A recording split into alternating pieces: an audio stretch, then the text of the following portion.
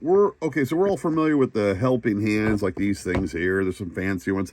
You know, you put your boards on here and you try to work it, but I always find that like they move, or I don't like clipping these onto a board. These metal, there's rubber connectors as well. You know, they help make it a little safer to do.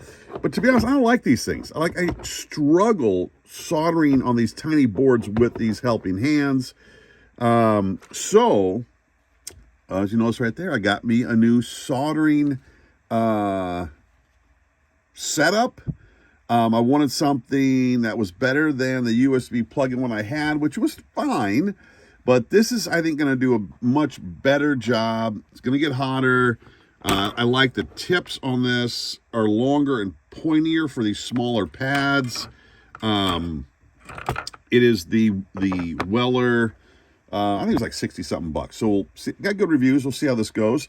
But here's what I'm going to show you. So what I did, I know I'm weird, guys, is I just took a cockroach frame, which is like $4, and I super glued it to my workstation, whatever you want to put it on, right?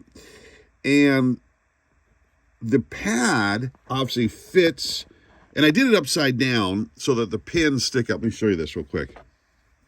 Hold on. Let's take the board off here.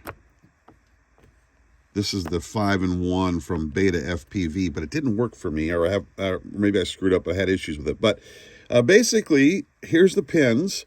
You just set it on there. It's locked in. So once, and you can obviously flip it over. You could rotate. Like I've got mine on a little, one of these mats, these cutting mats. You can, so it's locked on there. You could I could rotate this black board here if I wanted to change direction.